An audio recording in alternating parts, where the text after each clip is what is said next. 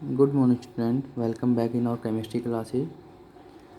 After complete our three chapter solution, electrochemistry, and chemical kinetics, let we start with solid state. About solid state, you know very well what is the definition of solid state, what is the function of solid. About gaseous state and liquid state, we are discussed in our last year in 11th class. Now about solid state, read in 12th class. This chapter is added in this year in your syllabus. Now let we start with definition of solid.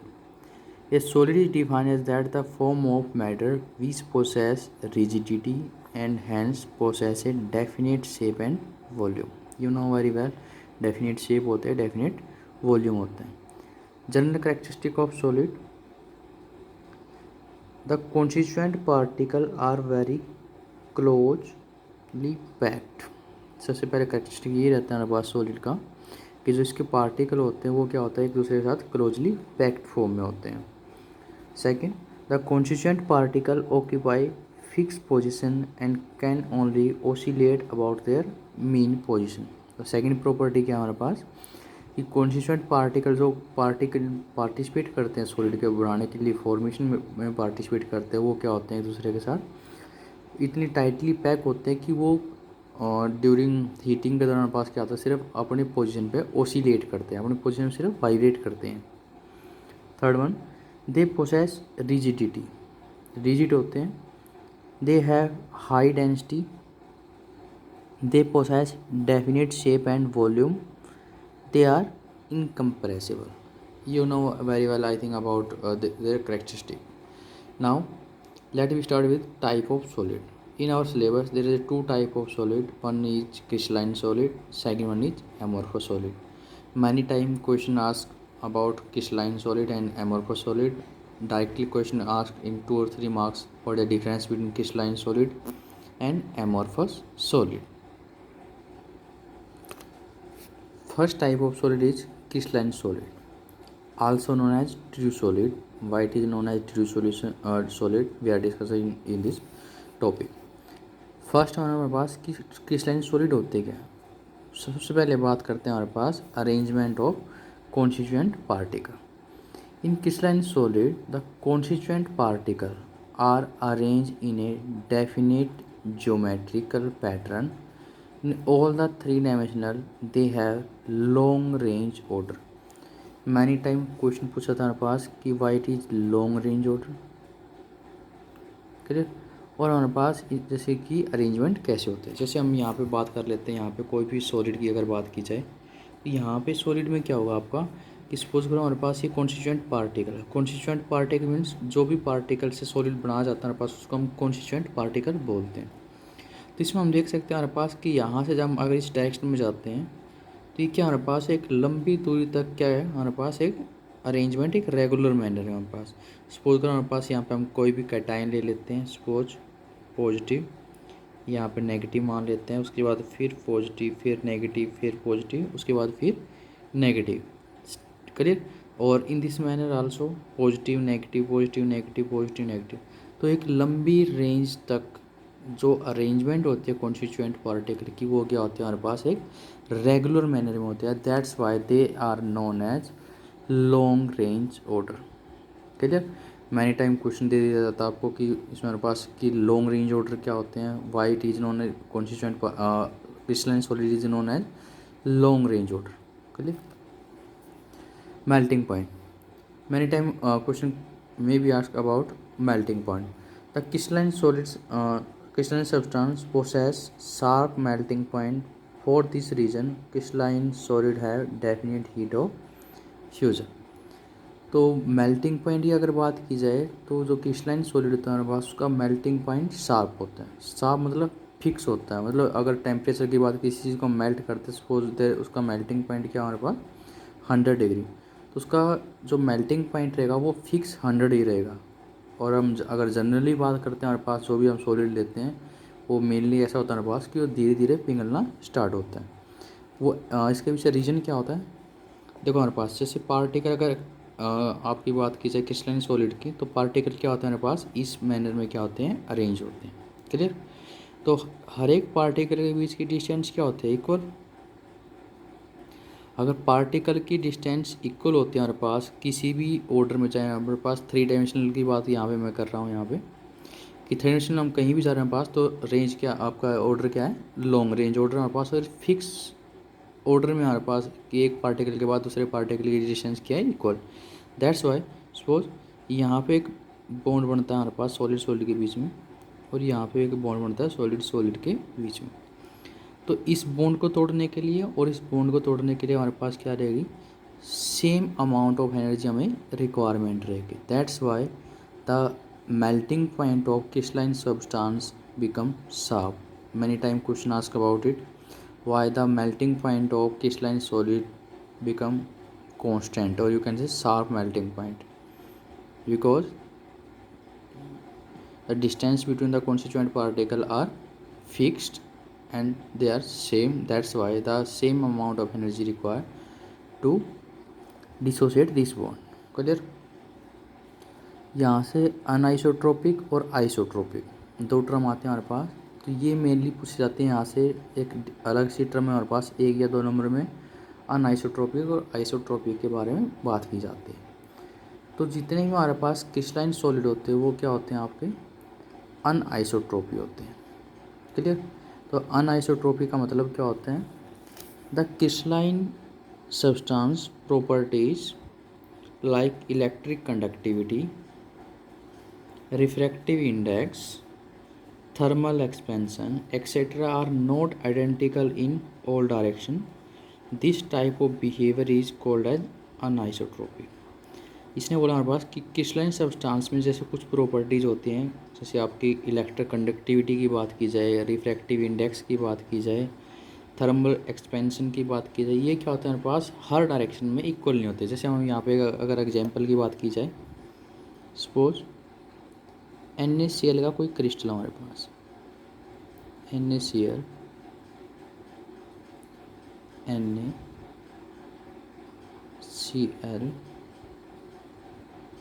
Cl, NaCl, Na,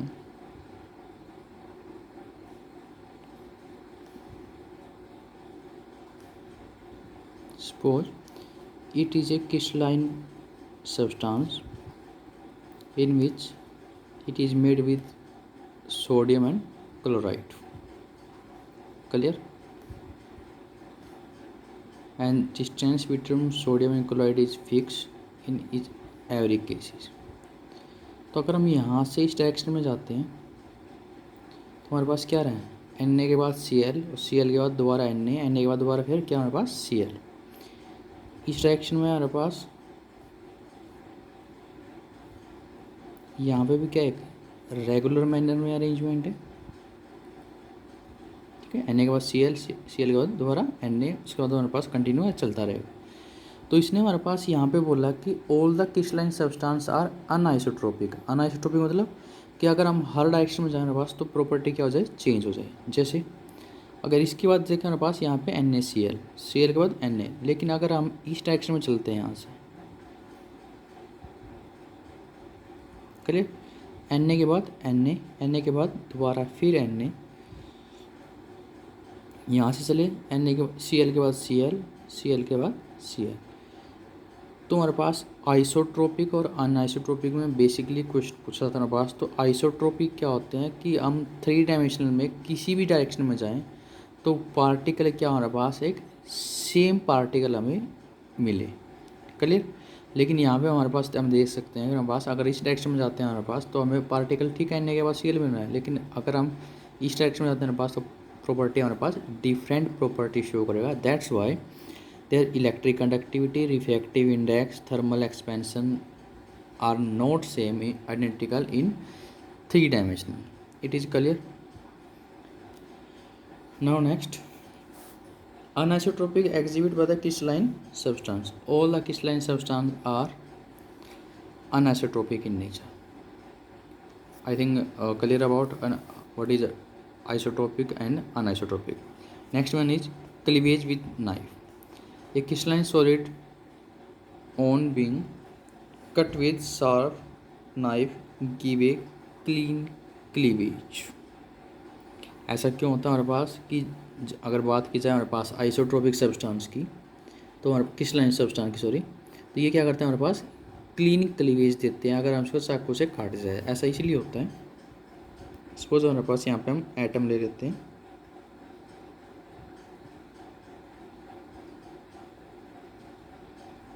they are very closely to each other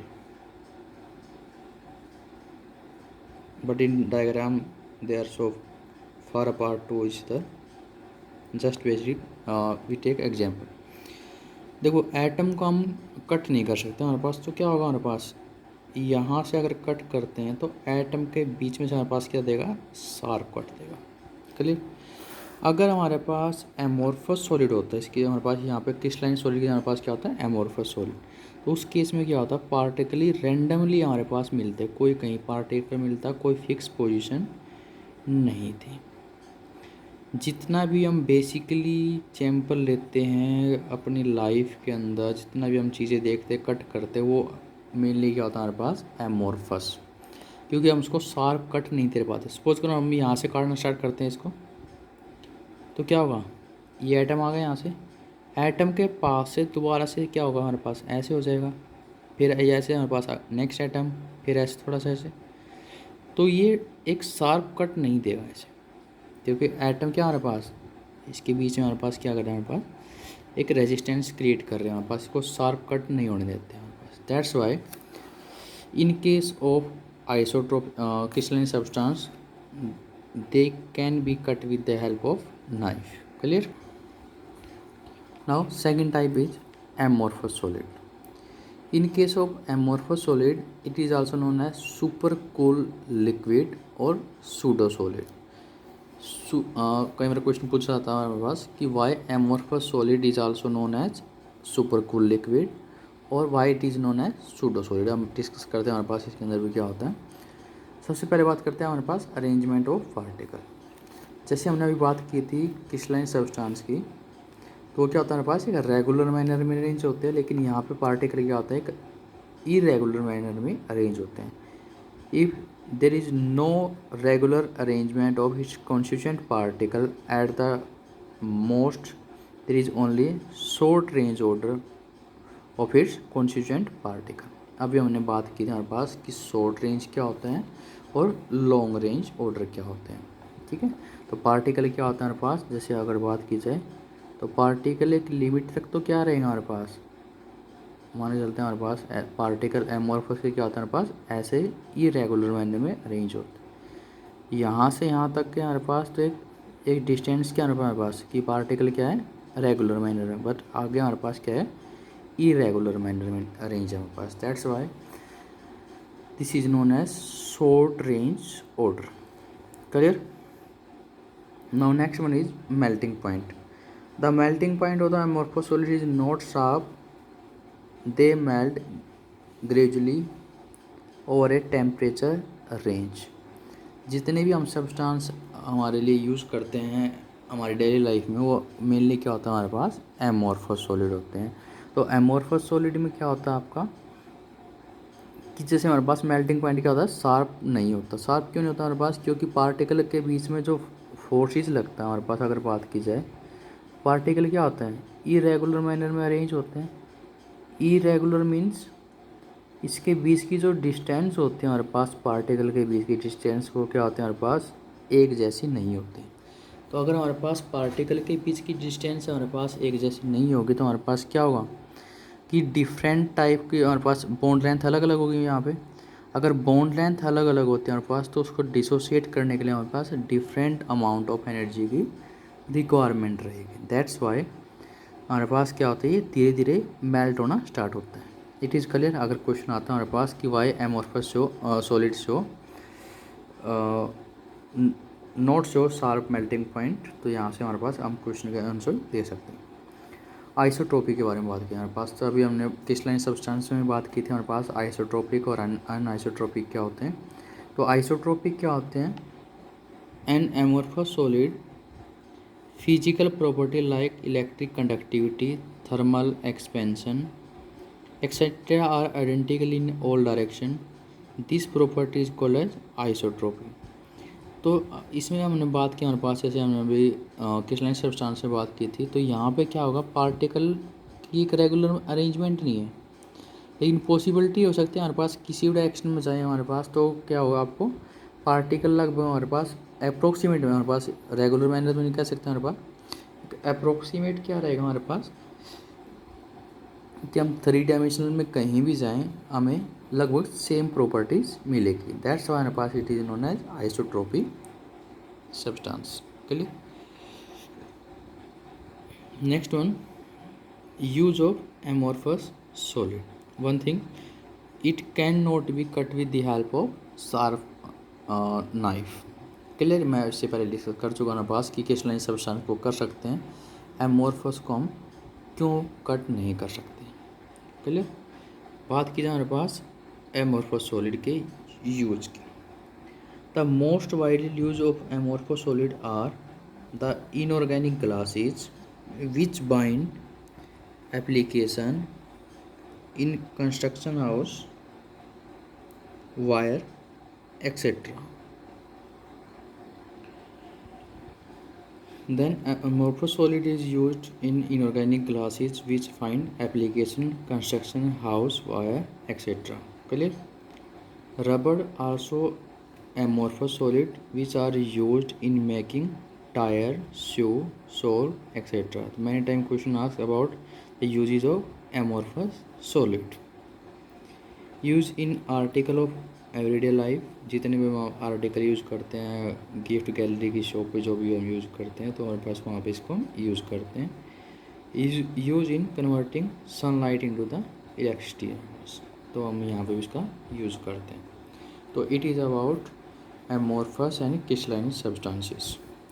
now crystalline substance further divide into 4 part: ionic solid, molecular solid, covalent solid, or you can say network solid, and metallic solid. We will discuss about this topic on tomorrow. Thank you.